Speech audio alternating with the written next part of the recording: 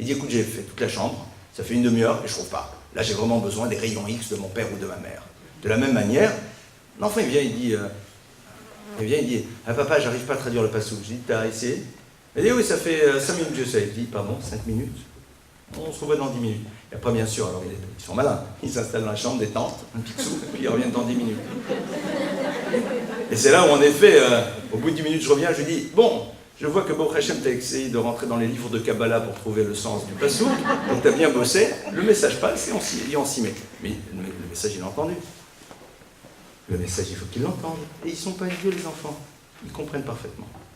Maintenant, motiver les enfants, donc, au travail, ça va être ce travail sur ce point. Après, on rentre dans le cadre du scolaire. Et là-dessus, nous, en tant que parents, on doit d'abord s'affranchir des peurs qui sont les nôtres, que nos enfants n'y arrivent pas. Si ces dimensions anxieuses sont présentes chez nous, alors là, le travail, c'est, il y a un enjeu qui le dépasse. C'est la souffrance parentale. La peur qu'ils ne réussissent pas. Et donc nous, déjà dans notre tête, on doit faire ce travail de ne pas être angoissé, de savoir que peut-être ça sera difficile, peut-être qu'il n'y réussira pas, parce que peut-être pour lui il y a certaines choses qui sont un peu compliquées, et que tout va bien quand même. C'est-à-dire, déjà dans notre tête. Donc, ça implique quoi? C'est que lorsque, par exemple, ils rentrent de l'école, et qu'on ne leur demande pas en premier lieu si on l'avait vu il y a longtemps, alors, comment c'était, quelle note tu as eu, d'accord? On peut leur demander des questions du style, la journée a été bonne?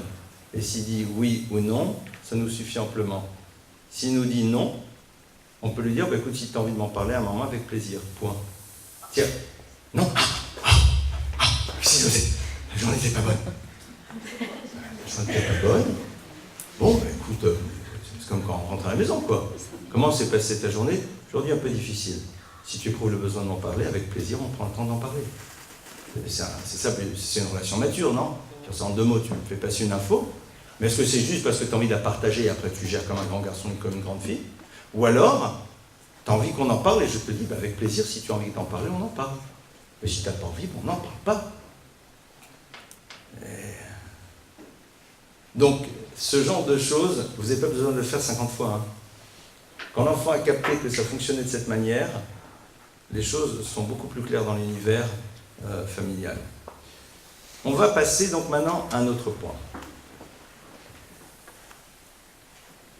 Il faut néanmoins qu'il y ait une certaine forme de plaisir que l'enfant ressente lorsqu'il se met au travail. Le motiver au travail, ça va être donc, comme on l'a vu, construire chez lui l'idée de l'effort, que ça fasse partie d'une respiration familiale, et en même temps qu'il ait quelque chose parfois d'extrêmement concret qui soit une forme de récompense. Alors, de quelle récompense je parle? J'aime bien donner cet exemple. Quand l'enfant est petit et qu'il fait l'effort de faire le joli dessin au GAN, son plaisir à lui, c'est qu'il a un joli dessin et qu'il peut le ramener, qu'il peut le montrer à tout le monde. Quand, par la suite, il apprend à faire des calculs de robinet ou d'autres choses, ou de chumash, il ne voit pas tout de suite en quoi ça lui apporte quelque chose. Alors il a le plaisir, en effet, d'avoir réussi à faire cet effort, mais on peut de temps à autre lui dire, en tout cas je vois que tu as fait des efforts, mais j'ai envie de te faire plaisir, et lui donner quelque chose. Mais ça va être un bonbon, ça va être un petit quelque chose. Pourquoi? Pour montrer qu'à un moment, derrière la notion d'effort, il y a l'idée du plaisir qui est présente. Un enseignant, d'ailleurs, de temps en temps, doit savoir dire à sa classe, écoutez, j'ai vu que vous êtes battus pour essayer de faire bien cette chose-là, j'ai vraiment envie de vous faire plaisir. Qu'est-ce qui vous ferait plaisir? Glace à la vanille, glace au chocolat, allez, c'est ma tournée. D'abord, il a fait la conquête de sa classe, il leur a fait passer quelque chose qui est il y a un effort, quelque part derrière, il faut qu'il y ait une forme de plaisir, je vous fournis le plaisir aussi. Et le plaisir lié au fait que l'on réussit, que l'on apprend, que l'on connaît, viendra par la suite. Ça, c'est ce qui se situera un peu plus tard. Mais avant d'arriver là, on peut de temps à autre en effet donner cette dimension de plaisir liée à cet effort que l'enfant a pu faire.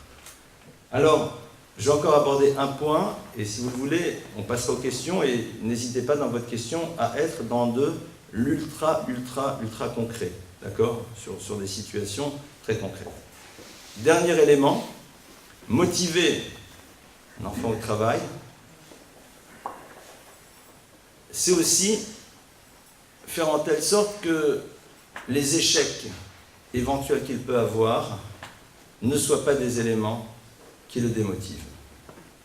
Comment est-ce qu'on fait pour qu'un enfant ne soit pas démotivé par l'échec? Alors, l'échec démotive quand on a fait des efforts et qu'on ne pensait pas échouer. Pourquoi? Parce que soit on voit là-dedans une forme d'injustice, soit on pense qu'on a une incapacité. Et donc c'est sûr qu'un enfant qui s'est battu et qui n'a pas eu du tout les résultats qu'il escomptait, puisque dans l'univers du travail, qu'on le veuille ou pas, il y a l'univers des notes, c'est vrai que soit il peut créer une vision très négative de lui-même, soit penser qu'il y a de l'injustice dans ce bas monde, et entre autres chez le professeur, et se dire de toute façon à quoi bon. Comment est-ce qu'on fait? Il faut lui demander une question. Dis-moi, quand tu as terminé de faire ton travail, est-ce que tu étais content? Pourquoi tu étais content? Parce que tu pensais que tu avais fait le mieux possible? Oui. Et à ce moment-là, lui dire, pour toi, à ce moment-là, ta copie, elle valait combien? 15? Oui. Donc pour moi, tu as 15. Et comme c'est quelque chose de génial, eh bien, viens, on va aller manger une glace ensemble. C'est-à-dire que l'enfant comprenne que du moment où pour lui, la chose a une valeur de par l'effort qu'il a mis dedans, ça a une valeur intrinsèque. Et je vais vous donner l'exemple le plus simple. Un enfant différent, un enfant trisomique, un enfant qui n'a pas les mêmes capacités, qu'est-ce qui fait qu'il peut être dans de la joie et du bien-être? C'est parce que tout simplement, il sait que son résultat qui à l'aune des autres ne vaudrait que 2, pour lui, quand il l'a regardé, il a un 20. Et nous, on le lui fait. On lui en fait prendre conscience. Alors acceptons que sur ce domaine-là particulier, l'enfant est un enfant différent, sur ce point-là. Et donc récompensons-le comme s'il était enfant différent par rapport à ça. Quitte à ce que dans un second temps, et ça c'est évident, mais là c'est une autre réflexion, essayer d'analyser comment se fait-il qu'un enfant qui fournit des efforts n'arrive pas à faire en telle sorte que ces efforts amènent des résultats. Et là, travailler peut-être sur l'univers des méthodes, sur l'univers de la concentration et sur tous ces autres univers extrêmement techniques de pédagogie pure. Mais ça, c'est dans un second temps. Voilà, j'ai envie vraiment de continuer maintenant avec vos questions, parce que je ne veux pas choisir certains cas. Donc, voilà quelques points de réflexion sur ce sujet. Je vous en prie, aidez-moi à continuer maintenant cette conférence à travers les questions que vous allez me poser. C'est à vous. Oui. Sur le premier cas, vous avez bien un enfant de 3 ans, il est au square, et il a un jeu devant lui de 8 ans, un âge de 8 ans, il faut le laisser faire. Et le parent, quand il ne veut pas le laisser faire, c'est parce qu'il a peur, qu'il trébuche, ou il a peur qu'il... Affranchissez-vous de vos peurs. Surtout qu'aujourd'hui, il est seul en Liège, il n'est pas en conscient triple du danger Liège. aussi. L'enfant, il n'est pas conscient du danger. Vous savez, à un moment, il faut savoir se confronter aux choses dans la vie. Alors bien sûr, si pour vous, il y a danger objectif avéré, soyez pas trop loin. S'il a 3 ans et qu'il se met en équilibre sur un truc qui est à 3 mètres, soyez dans le secteur. Soit. Ouais, bon. Mais en C'est dehors pas de... noté comme ça. Mais voilà, mais soyez dans le secteur, mais laissez-le faire. Et applaudissez-le. C'est génial, t'as réussi. C'est très caractéristique. Hein. On est dans nos peurs. Affranchissons nos peurs un petit peu. Alors, après, soyons aussi des êtres réalistes. Ne soyons pas inconscients. Mais, vous savez, dans l'univers, par exemple, sportif, c'est très intéressant. Dans l'initiation à certains sports, j'ai constaté souvent que les parents qui étaient pas trop loin en train d'observer la peur au ventre, leurs enfants, ça ne marchait pas. Parce que ça se communique. Et puis après, ils disent, mais pourquoi tu fais pas ce que le prof il te dit? Mais il y a ta peur qui me paralyse. Transitivité. Il y a ta peur qui me paralyse. Et puis d'autres qui commencent, eh, papa, tu me vois? Ah ouais? Sur Jean Rose, c'est bon. Il ne s'angoisse pas. Il y va. C'est que votre peur ne paralyse pas vos enfants. Ça, c'est dommage. Oui, je vous écoute. Voilà. Moi, je voudrais savoir, j'ai une fille qui est assez volontaire à l'école, très volontaire. Est-ce que si elle me satisfait pleinement, malgré tout, il faut que je la motive encore plus, ou je peux me dire, elle a arrivé à un stade qui est très convenable, est-ce que je peux la laisser un peu tranquille? J'ai appris de mes maîtres qu'un enfant doit apprendre que l'objectif c'est de vivre dans l'excellence. Clairement. Il y a pour certains l'excellence c'est 8, pour d'autres c'est 12, pour d'autres c'est 15, pour d'autres c'est 20. Il y a des enfants qui parfois sont doués dans une matière. Tout enfant est doué sur un point, que ce soit du dessin ou d'autre chose. Donc, on rappelle un jour à nos enfants, sur une matière, je savais comment ça va. Ils pouvaient obtenir quelque chose d'eux, revenu avec un 18. Je lui dis, bonne note, dans l'absolu, pour toi, correct. Sans plus, mais pas, comment tu n'as fait alors que, c'est-à-dire, bonne note dans l'absolu, c'est-à-dire c'est sûr, mais entre toi et moi, on sait bien que c'est très fin, parce qu'il ne faut surtout pas dire, quoi, quand même, tu ramènes qu'un 18 alors que truc, non, non. Il faut lui dire, c'est bien, c'est sûr, je ne sais pas. Mais, je ne dis pas que tu aurais pu faire mieux. Mais, pour toi, toi, ça peut être autre chose. C'est-à-dire, leur faire prendre conscience, cette notion de méral, du dépassement, c'est extrêmement important. C'est vrai que des fois, si elle apporte un 20, je me dis, je pourrais plus avoir 21. Alors, bon, là, c'est exagéré. Avec les bonus, c'est ça. C'est comme dans les DVD, quoi, la partie bonus. Non. Mais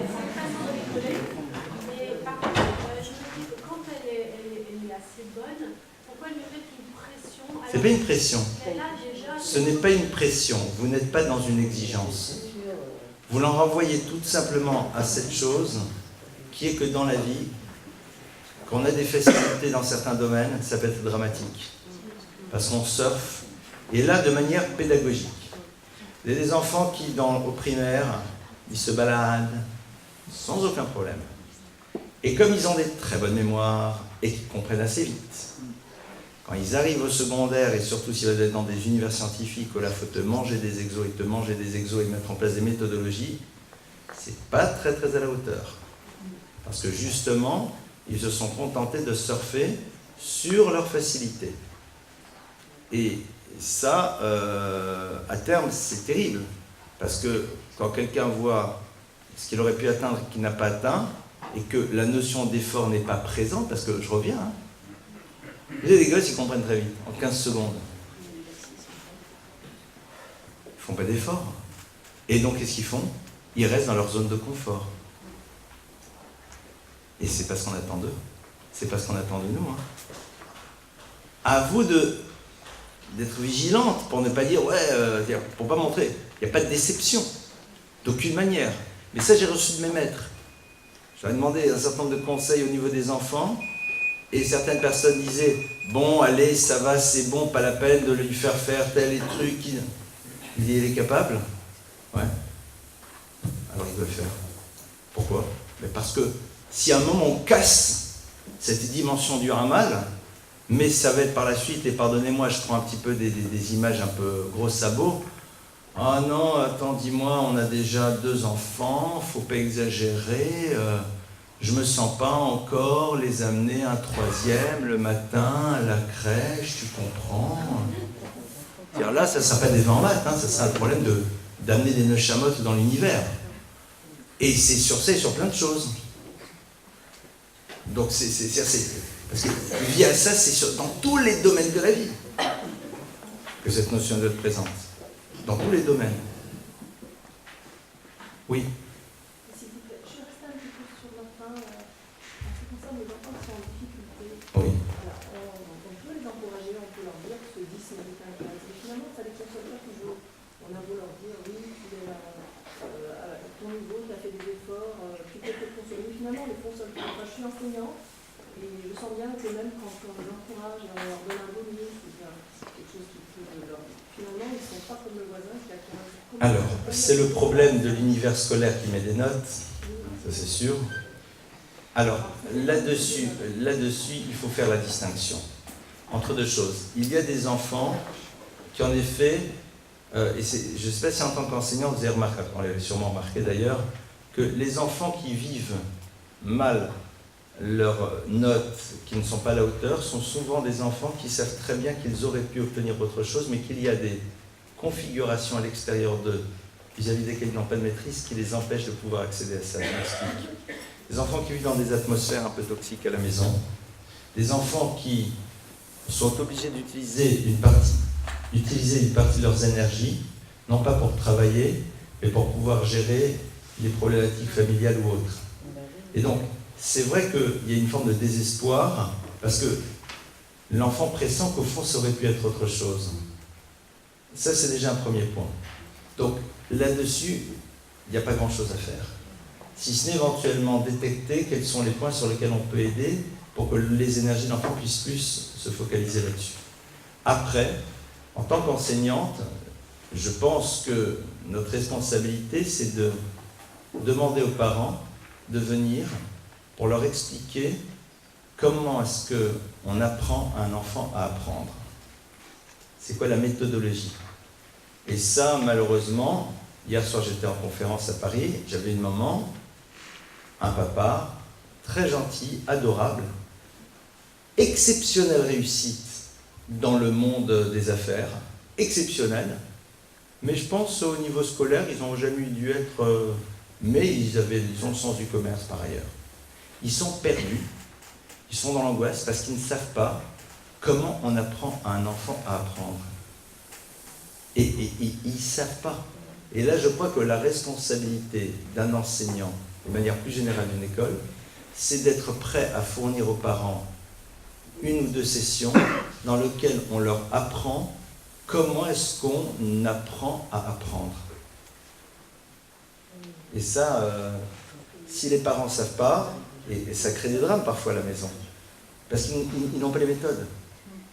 Donc ils sont perdus. Et les enfants ne les ont pas par eux-mêmes, qu'est-ce qu'ils font? Donc ils se battent. Et c'est comme si demain vous voulez faire une mayonnaise juste avec une fourchette. À la yeshiva, on s'entraînait à faire des mayonnaises à la fourchette, ça marche parfois. Mais après vous allez dormir. Ça peut marcher. Et puis un jour on explique, non tu sais, si tu prends un fouet ça va plus vite. Et puis après si tu prends un batteur électrique ça va encore plus rapide.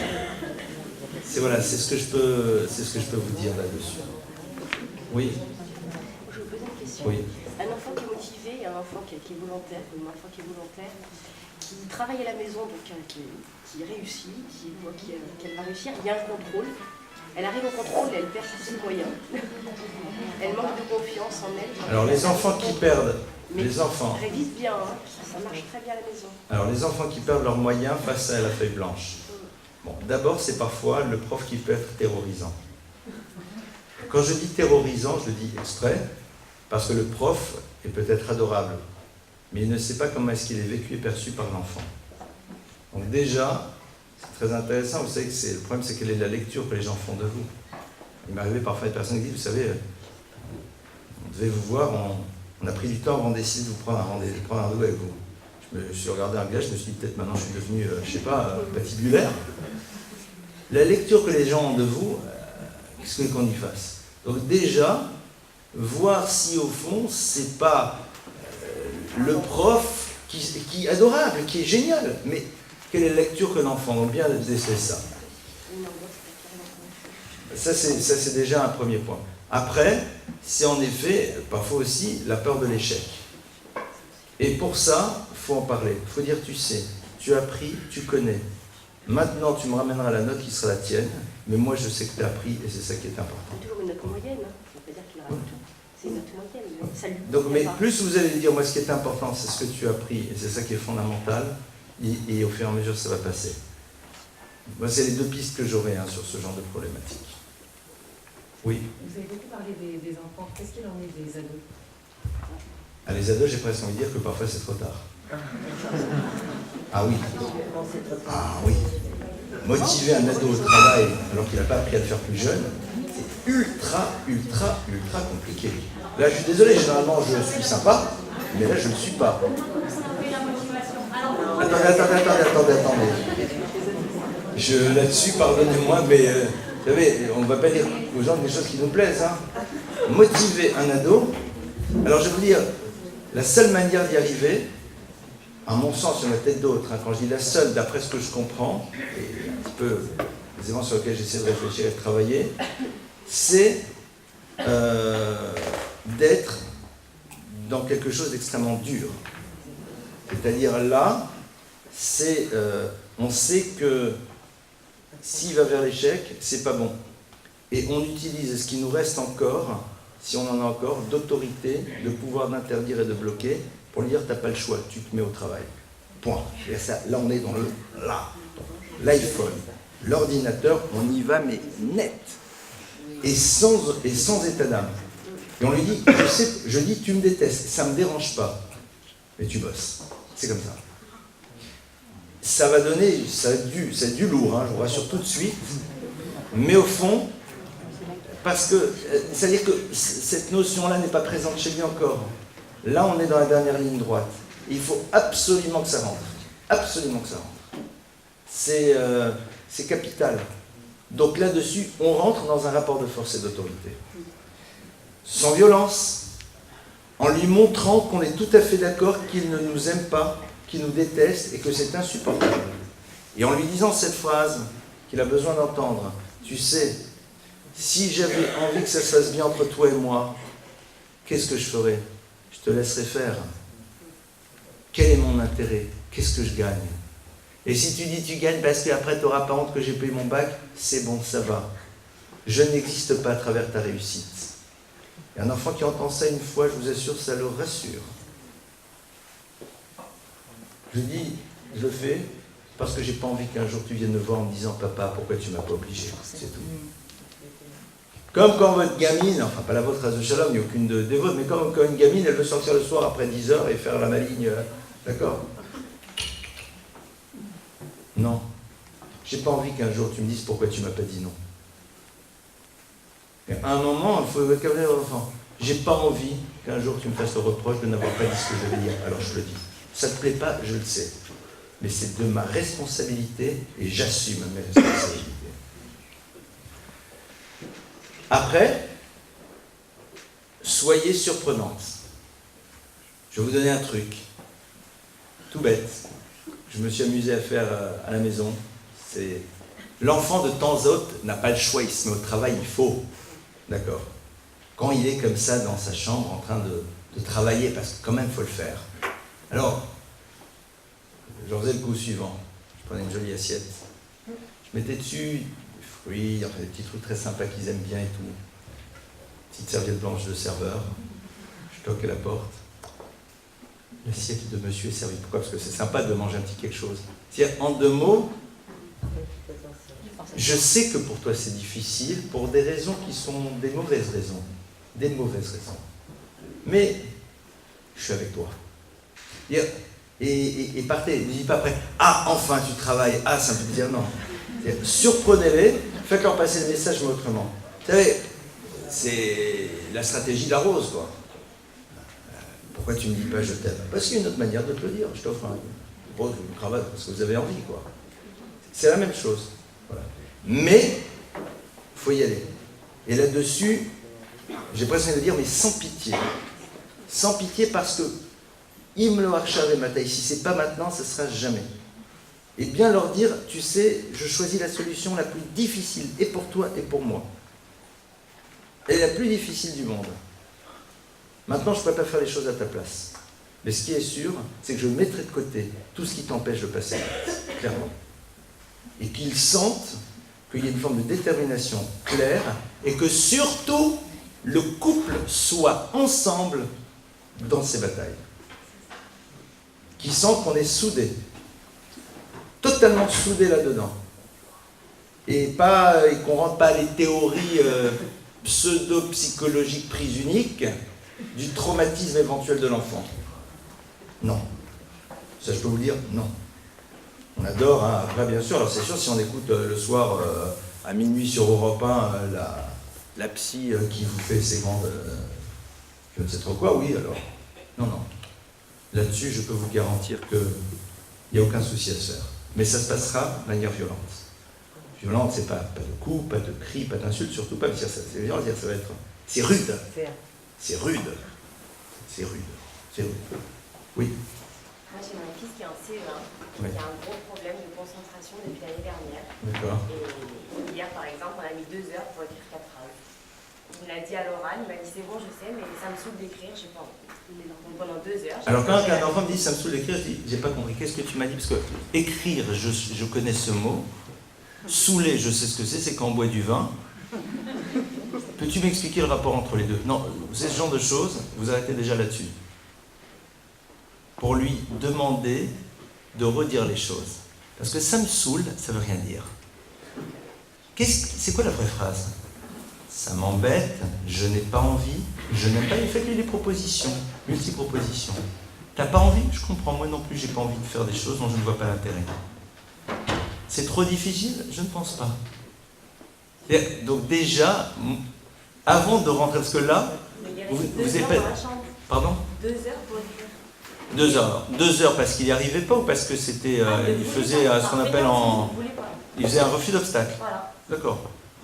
Bon, un refus d'obstacle, tous les cavaliers du monde ont un jour été sur un cheval qui a fait un refus d'obstacle. Mais c'est comme ça. Qu'il l'efface sans que je crie ou que je le frappe ou je sais pas, qu'il l'efface. Vous ne criez... Mais non, vous êtes là, vous dites, bon écoute, il faut lui dire, écoute, de toute façon, il n'y a pas le choix, il va falloir les faire. Tu veux les faire en 2 heures, c'est ton choix. Tu veux les faire demain et que je te lève à 6 heures avec plaisir. Et de toute façon, il faudra y passer. Entre toi et moi, autant y passer rapidement, comme ça on peut passer à autre chose. Là-dessus, c'est dans la série Papy fait de la résistance, mais ça, c'est pas Papy, c'est le gamin. D'accord? Vous le prenez... Pourquoi? Parce qu'il n'y a pas d'enjeu. Tu sortiras pas comme ça, va? Non, c'est même pas... Il n'y a pas de menace. Et voilà, de toute façon, il n'y a pas le choix, il va falloir les faire. À toi de décider comment tu... Mais si tu as envie de prendre 4 heures, ça ne me dérange pas. Au fond, c'est ton histoire. Tu vas te coucher à minuit pour faire 4 phrases. Bon, demain matin, tu seras fatigué, c'est moi qui serai fatigué. Mais pourquoi? Posez-vous la question, qu'est-ce que ça renvoie? Au fond, il est où le problème? Mais laissez-le! Et s'il ne l'a pas fait, que le lendemain il a une mauvaise note, eh ben tant pis, c'est pas grave. Il paye. Eh ben il apprendra.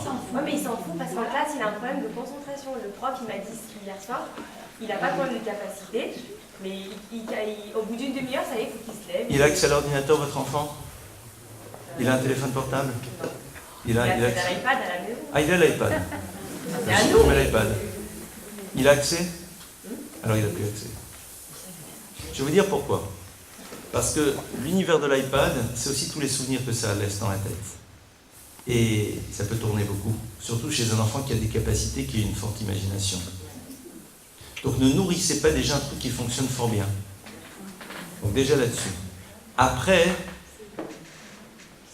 l'absence de concentration, elle peut être due à 2 choses. 3 éventuelles, mais je vais m'arrêter sur 2. Soit c'est que l'enfant a la tête remplie de tout ce qui s'est passé à côté de ce qu'il a pu voir, entendre, soit une forme de préoccupation qui l'agite, de par une difficulté peut-être dans l'univers familial. C'est les 2 options généralement qu'on a par rapport à ça. Donc si l'option B n'est pas présente, tournez-vous vers l'option A. Maintenant, il est possible aussi que ce soit un enfant qui comprenne extrêmement rapidement et qui donc va avoir cette immense difficulté pour les enfants qui comprennent vite de reprendre après les choses de manière beaucoup plus méthodique. Ça, les enseignants connaissent ce problème, c'est une des choses les plus difficiles à gérer. Parce que... On m'a demandé hier, si j'avais déjà été voir un orthophoniste. Et quand j'ai appelé ce matin l'orthophoniste, elle m'a dit ce que vous me décrivez, la concentration, c'est pas un problème de travail. Ah non, ça c'est sûr. Je sais pas ce que je pourrais faire pour vous. Je vois pas non, je n'ai pas compris le rapport avec l'orthophonie. Donc, je sais pas quoi faire, je sais pas. Donc, je vous ai déjà donné une piste là. Je viens de vous donner comme une piste. Oui. Faites en telle sorte que son esprit soit rempli par moins de choses. Enfin, moins de choses qui peuvent le faire gamberger par ailleurs. Ça, c'est déjà un premier axe. Oui. Moi, je voulais vous demander qu'est-ce qu'il en est des enfants qui travaillent en fait pour faire plaisir aux parents, en fait. Que vraiment tu sens que voilà, il le fait, mais vraiment parce qu'il a envie de faire plaisir à la maman et que la maman elle soit fière de son enfant. C'est pas grave. C'est pas grave, on peut Ça pose pas de problème. Parce que c'est ce qu'on appelle Mitor chez le Lishma Balishma. C'est-à-dire, il ne le fait pas pour la bonne raison, mais un jour il le fera pour la bonne raison. Donc ça ne me dérange pas. Par contre, il faut que l'atmosphère et l'effort dont on a parlé tout à l'heure soit présente. Autre question? Oui.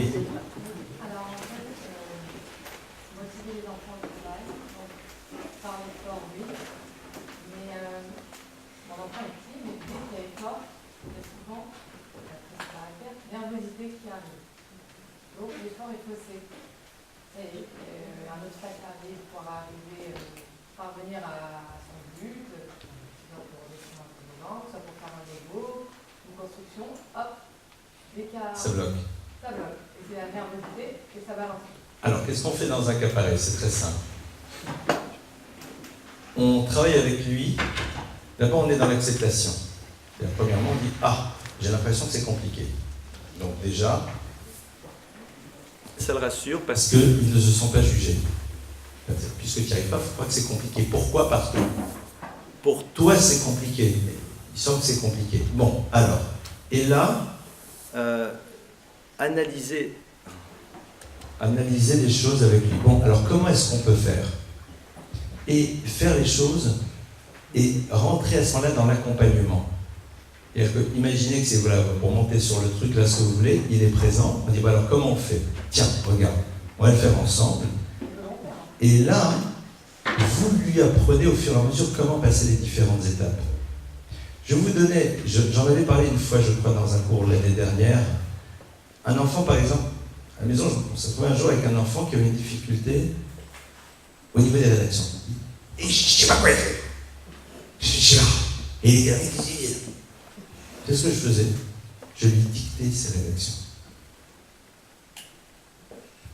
C'est-à-dire, c'était comme chante Yves Duteil, prendre un enfant par la main. Tu lui dis, il faut aller là-bas. Il ne sait pas y aller, tu le prends par la main.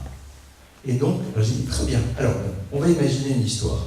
Alors, il a dit, racontez une histoire qui vous est arrivée lors des dernières vacances. Alors, une histoire, qu'est-ce qu'il pourrait y avoir comme histoire sympa? Je sais pas. Bon, c'est pas grave. Ah tiens, peut-être l'histoire, là, quand là, une fois, on s'était perdu, etc. Elle est pas mal, hein? Ouais, bon, alors. Et donc, vous faites les trucs avec lui parce qu'il ne sait pas comment. Donc, vous lui donnez, vous l'accompagnez. Et je vous assure qu'au bout de 3-4 fois, il se débrouille tout seul. Et après, on vous dit, non, c'est bon, laisse-moi. Je sais. Il y arrive. Bon, au bout de son truc, il va y arriver. Moi, je suis un peu me débrouille seul. Alors, là-dessus, non. Pourquoi? Et il est faussé au bout d'un moment. Alors, justement, dans un cas pareil, surtout, aidez-le. Pourquoi? Parce que l'effort, est présent. La volonté d'y arriver, elle est là. Mais seulement, il ne connaît pas le bon chemin. Donc, vous lui facilitez quelques passages et vous lui donnez des infos qu'il va emmagasiner pour par la suite de lui-même faire les choses. C'est tout. Vous ne faites pas le travail à sa place parce qu'il n'a pas envie de le faire, mais c'est parce qu'il n'a pas le truc. Pourquoi? Parce que j'en sais rien. Et à la limite, je ne suis même pas intéressé de savoir. Pourquoi à la maison il y en a un qui faisait une disserte, il était dans la panique absolue, alors que l'autre, il vous fait des poésies et des machins. Je sais pas. Et ça ne m'intéresse pas de savoir. Ce qui est intéressant, c'est quand il ne sait pas, lui, de l'accompagner, prendre l'enfant par la main. Mais pas parce que c'est trop difficile, j'y arrive pas, c'est trop compliqué, et le prof nous donne des choses trop compliquées. Non, non, non. Ça, ce sont les phrases classiques d'un enfant qui n'a pas envie de se battre. Un enfant qui a dit, mais depuis il y a 20 quarts d'heure, je comprends rien, je sais pas comment faire, j'essaie. Ah, un quart d'heure, tu te bats? Viens, alors, attends, viens, on va reprendre. Alors, le robinet, il fuyait ou pas? Il fuyait le robinet. Et vous? Et vous lui apprenez à organiser le truc. Je veux dire, nous, quand on lâchait des jeunes pour faire des feux dans la forêt, avec, bien sûr, du bois mouillé, sinon c'est pas rigolo. Quand ils arrivent désespérés au bout d'une demi-heure, c'est nous qui faisions le feu. Mais on savait très bien qu'ils n'y arriveraient pas. Mais c'est pas grave. Et au bout d'une demi-heure, ils nous regardaient avec des grands yeux. Parce que maintenant, on va te montrer la méthode.